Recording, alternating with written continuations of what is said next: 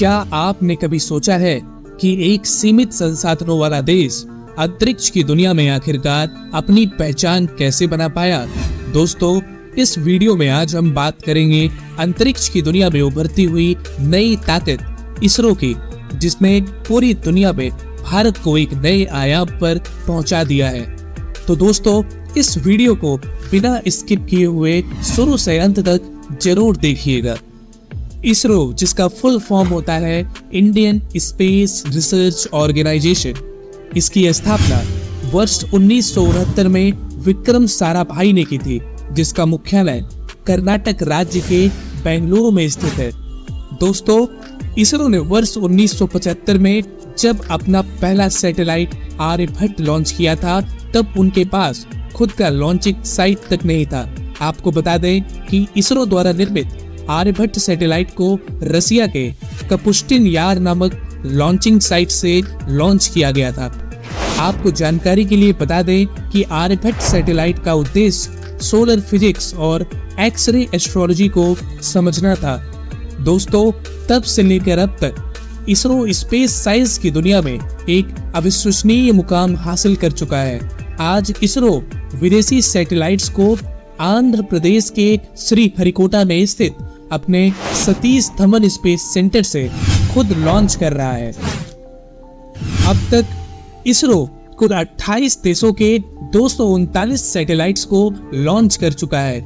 इसरो आज पूरी दुनिया में छठी सबसे बड़ी स्पेस एजेंसी है, जो स्पेस एक्सप्लोरेशन और सैटेलाइट टेक्नोलॉजी के क्षेत्र में सबसे आगे चल रही है। अब बात करते हैं कुछ ऐसे उपलब्धियों के बारे में जिसने इसरो को एक नए मुकाम पर स्थापित किया है।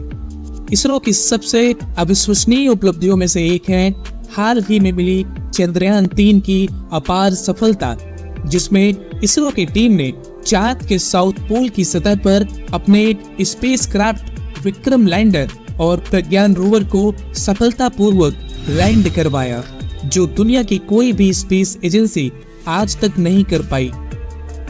यहाँ तक कि इसरो ने इस मिशन से पूरी दुनिया को चांद की सतह पर पीने का पानी, ऑक्सीजन, आयरन, सल्फर और भी कई अन्य पदार्थों के होने का प्रमाण दिया। यह अपने आप में ही एक ऐतिहासिक उपलब्धि है, जिसने वैश्विक स्तर पर भारत के स्पेस टेक्नोलॉजी के पावर को प्रदर्शित किया है। दोस्तों, आप इसरो के उस मार्स ऑर्बिटर मिशन को कैसे भूल सकते हैं, जिसे मंगलयान मिशन के नाम से जाना जाता है। आपको बता दें कि साल 2014 में इसरो ने सफलतापूर्वक मंगल ग्रह की कक्षा में एक स्पेसक्राफ्ट स्थापित किया था, जो ऐसा करने वाला एशिया का पहला स्पेस एजेंसी बना। लेकिन इतना ही नहीं दोस्तों, इसरो ने अपने इनसैट, जिसका फुल फॉर्म होता है इंडियन नेशनल सैटेलाइट सिस्टम, के साथ संचार के क्षेत्र में भी क्रांति ला दी। इन जियो स्टेशनरी सैटेलाइट ने हमें टेलीविजन प्रसारण, मौसम पूर्वानुमान और यहाँ तक कि दूर दराज के क्षेत्रों में टेली मेडिसिन सेवाएं प्रदान करके हमारे जीवन को पूरी तरीके से बदल दिया है। इस मिशन के अलावा इसरो सतत विकास की दिशा में भी सक्रिय रूप से काम कर रहा है। इसरो हमारे पर्यावरण की निगरानी, जलवायु परिवर्तन, प्राकृतिक आपदाओं और यहाँ तक कि वनों की कटाई पर कड़ी नजर रखने की दिशा में समर्पित सैटेलाइट लॉन्च कर रहा है। दोस्तों, जो बात इसरो को दूसरी स्पेस एजेंसियों से अलग बनाती है, वो है उनका कॉस्ट इफेक्टिव अप्रोच।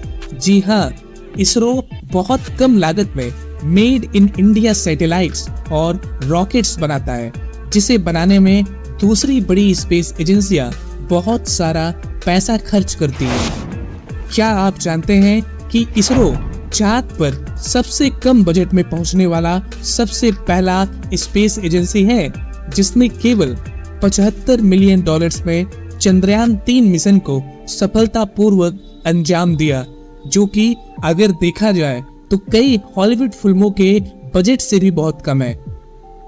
आपको बताते चले कि रसिया का लूना 25, जिसे चांद के साउथ पोल पर लैंड होना था, वह चांद के लूनर सतह पर ही क्रैश हो गया। इसका बजट $200 मिलियन से भी अधिक था। यही वजह है कि दूसरे बड़े देश भी कम लागत में अपने सैटेलाइट्स को आज लॉन्च करने में भारत की मदद लेते हैं। देखा जाए तो पिछले 5 सालों में इसरो ने कुल 19 देशों के 177 विदेशी सैटेलाइट्स को सफलतापूर्वक लॉन्च किया है, जिनमें जापान, इटली, फ्रांस, इजराइल और तमाम देश शामिल हैं। दोस्तों, इसरो भविष्य में कुछ रोमांचक मिशन लॉन्च करने वाला है, जिसमें गगनयान मिशन भी शामिल है, जिसका उद्देश्य इंसानों को अंतरिक्ष में भेजना होगा। जी हाँ, आपने सही सुना, भारत जल्द ही मानव युक्त अंतरिक्ष अभियानों में कदम रखने जा रहा है। इसीलिए चाहे चांद पर पानी की खोज हो, सूर्य की साइंटिफिक स्टडी हो या फिर हमारे पर्यावरण की सुरक्षा, इसरो वाकई में दुनिया को बेहतरी के लिए बदल रहा है।